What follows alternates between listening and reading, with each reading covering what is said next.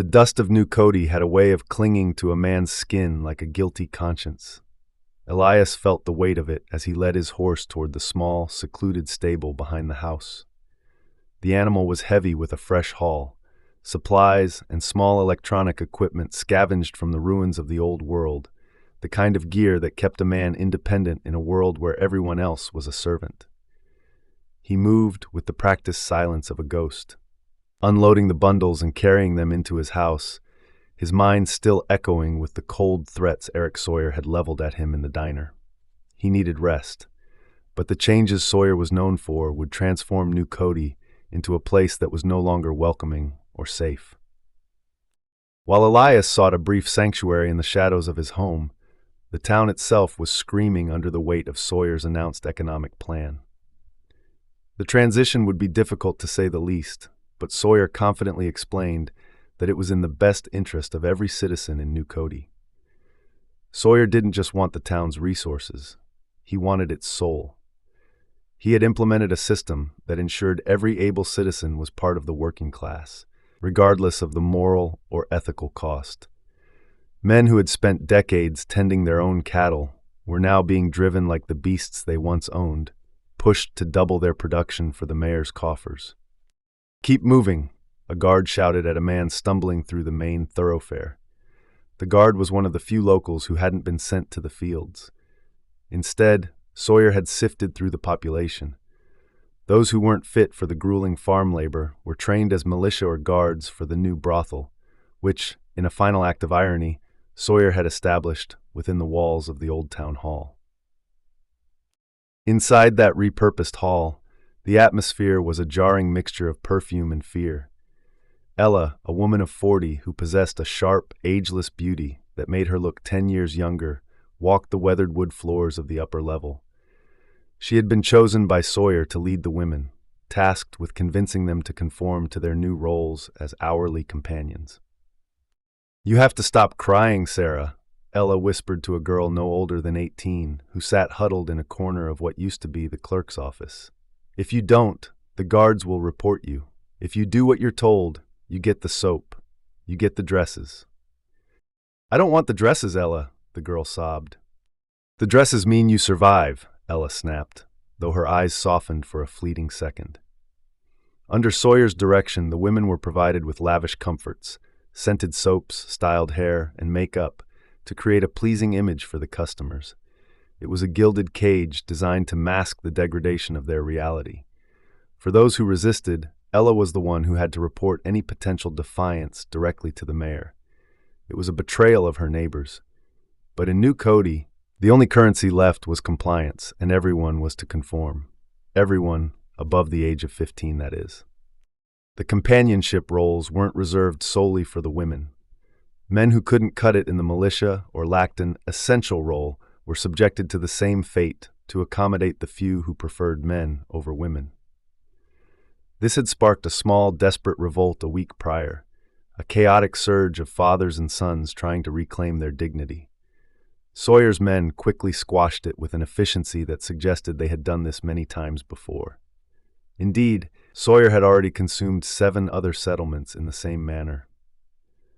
A few days after his encounter with Elias at the diner, Mayor Sawyer ventured out to inspect his recently acquired property.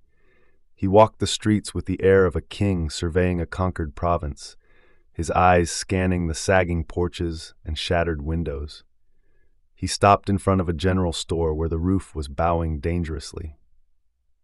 "Why hasn't this been reinforced?" Sawyer asked, his voice low and dangerous. The shopkeeper, a man whose hands were blistered from his new shift at the local mill, didn't look up. "We don't have the materials. Usually, Elias is the one who comes in for that. He knows how to recycle the old junk, and he works fast." Sawyer's jaw tightened. "I don't care how fast he is. Find someone else. I want these buildings repaired immediately." His head guard, a man named Miller, shifted uncomfortably. "Sir, most of the men here are up in years. They've never done repairs like this outside of patchwork." "Then use the younger ones," Sawyer commanded. "The younger ones are in the fields or the militia, sir, and even they're exhausted. New Cody doesn't have the labor force that the other settlements have. Most of the men here are elderly, and we lost 3 already." Sawyer shrugged, a cold, indifferent gesture. "Let them die. New Cody is an old settlement. It's easy to take over, but I'm realizing it's hard to maintain without muscle." He looked toward the west, his gaze lingering on the horizon. His guards often whispered about why he had chosen this place, but Sawyer never gave a justification. He simply wanted it. To those who watched him closely, it was clear that New Cody was merely a stepping stone for his move further west, and he needed the town fully operational and populated to serve as his base of power. "If this Elias is the only one who can keep the roofs from caving in, then we need him," Sawyer said, turning back to Miller. "Find him and tell him we have work for him now, and that I'll make it worth his while if he can work for more than his customary 2 days." Miller hesitated, and if he says no, pausing for just a quick second, he didn't seem like the type to take orders. Sawyer leaned in close, his face a mask of refined malice. He didn't speak, he simply struck Miller across the face with the back of his hand, a violent reminder of the hierarchy. "The mayor doesn't take no for an answer," Sawyer hissed. Miller wiped a bead of blood from his lip and nodded. He took 2 men with him and rode toward the edge of town, where the silence was deeper and the shadows longer. When they arrived at the small house, Elias was in the yard sharpening a blade. He didn't look up as the horses approached. "Elias," Miller called out, keeping his hand near his holster. "The mayor has a job for you, a long-term contract. You're moving into the town hall tonight." Elias continued to run the whetstone along the metal, the shink-shink sound the only noise in the yard. "I don't do contracts." "This isn't a request," Miller said, his voice straining to maintain its authority. "The mayor needs the town fixed up. He knows you're the only one with the tools and the know-how to get it done quickly." Elias finally looked up, his eyes like flint. "Tell your mayor that I don't build cages, and I don't repair them either." Miller dismounted, his boots hitting the moist dirt with a heavy thud. "You don't understand, Elias. Everyone works in New Cody now. You either pick up a hammer, or you pick up a rifle." Elias straightened up. He was a head taller than Miller, and the air around him seemed to thicken with a silent threat. "You remind your mayor that this is not New Cody, and I take jobs from the citizens of New Cody, not from the mayor." "It's the new order," Miller said, "and you're part of it whether you like it or not. Now you can come quiet, or we can bring you in pieces." Sawyer doesn't take no for an answer. Elias looked at the 3 men, his hand resting casually on the hilt of the blade. He thought of Travis at the diner, and his daughter, and of the 7 other settlements that had already fallen to Sawyer.